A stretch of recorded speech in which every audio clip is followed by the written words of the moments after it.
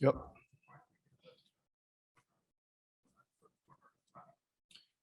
Yeah, no, it's disappointing. I think that, I think a couple things, that I point to, um, is we revved our motor pretty hard there in the second, right? And obviously, you shut down at the halftime break and we didn't seem to be ready to rev it back up. Sometimes that's a function of conditioning, right? But that's not, it's not a good sign that 2 nights in a row that happens. So again, we've got to, we know we've got a capability of playing a heck of a lot better. We're got to start digging in. Feels like a little bit early season. We're mis-executing a lot of the game plan, which we've kind of taken care of like months ago, right? Those kind of things you work out early and okay, you're making some mistakes and you can't do it. And then we get all those things figured out, because we've got to, like, those are like foundational principles of executing the game plan, et cetera. And then because it's hard enough the way it is, if you're not doing that. So we gotta, I mean, like starting tomorrow, we got to get our focus back, our sharpness back, et cetera, and get ready to go.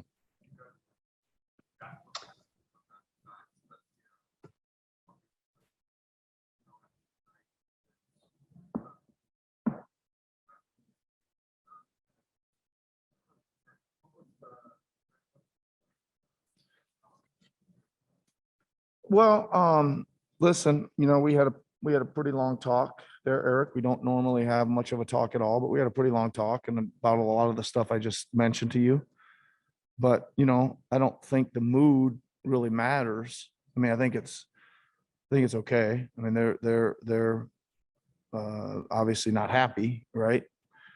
Doesn't really matter. What matters is how do you respond to it when the ball goes up next? And we're gonna have to wait and see on that.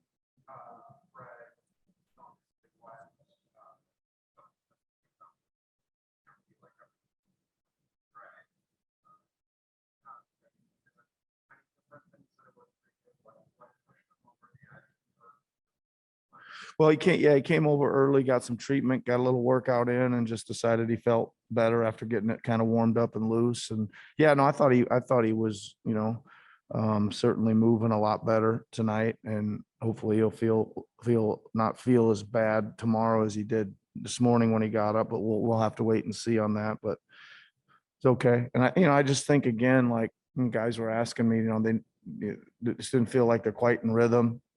I mean, I think it's obvious, we just have a good rhythm, had really good stretch there in the second, right, where we really started playing at both ends but we just couldn't sustain it tonight at all. Go ahead, Jen. Thank you. Go ahead, Josh Ludenberg. Hey, Nick. Trey did a lot of his damage in the dribble penetration. How tough is he when he gets into the lane like that? And where did you see the breakdowns defensively? Well, I mean, he's obviously tough from everywhere, Josh. We kind of got to decide what you're going to do with them, right? As far as, taking away the shooting and that kind of stuff. Obviously, he made 1 3 tonight, but he did make all those teardrops. They're not, it was kind of, I think it was a super hot night for him. I thought we got to the half. We didn't really make many adjustments because I thought, okay, we'll save a few of those for the second half. But again, we as a coaching staff, we probably waited a little too late. But then when we did do some of them, we weren't executing them. We just weren't. And again, we're not going to have much of a chance if we're not going to execute it the way we know we can do it and the way we're supposed to do it. We just off, not on the same page and not getting it done the right way. So combination of him being really hot and our defensive execution wasn't very crisp either, obviously. Khem looked like he was stringing together a few good ones before the break, but he hasn't looked like himself the last couple nights. What have you seen from him? What do you need to see from him? Well, you're exactly right. I didn't think he played with much pop. He did have a little string there where he rebounded the ball pretty well for a bit, but that's, kind of, Khem's usually,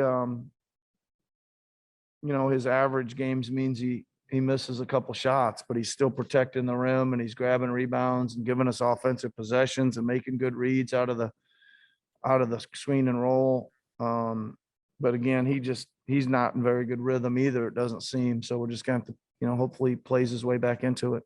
Would you consider making a switch with him and Precious, or do you like the way that Precious fits with that second group? Yeah, we may consider that. You never know. Thanks, Nick. Safe travels. Yep. Thank you. Thank you. Go ahead, Mike Ganter. Hey, Nick, I want to ask you about the absence of OG. I know it's not this simplistic, but how much of, your defensive struggles these last two nights have just been adapting to not having that guy back there? Well, I mean, I think it's a factor, Mike, but we've played a lot of games without him this year. So it's not like should be a total shock, right? Mm-hmm. So it's a factor. I mean, he's certainly a really good defender and he's a good player in general, and it certainly affects us. But what do we do? We've played, very well with guys out all season, so we've got to get it together. And at the risk of sounding too positive on this kind of night, Precious Achiuwa had a pretty solid game for you tonight. What have you seen from him, especially these last two games? Yeah, he's played, I think, very hard and with energy, and obviously has made some really good plays at the basket. I've liked, the points and the shooting and the dunks and all that stuff are great, but I just liked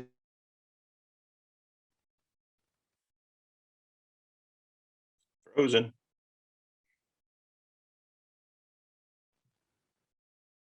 I am not saying it.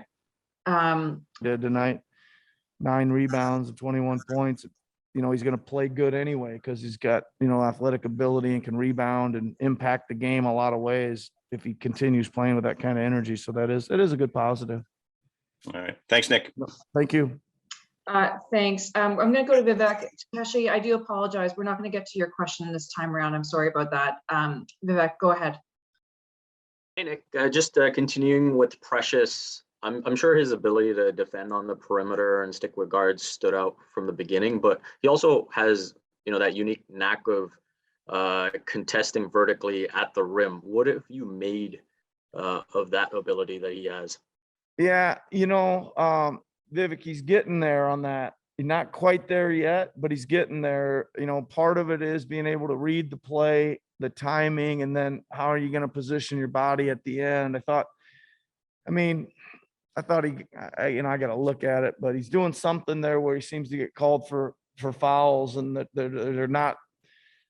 Well, he's got to kind of make up his mind one way or the other. He's either got to get his hands out of there or he's got to really get his hands in there. So there isn't a chance for an and one, right? But he's there. I thought he played a lot of those good tonight, and they probably could have went either way.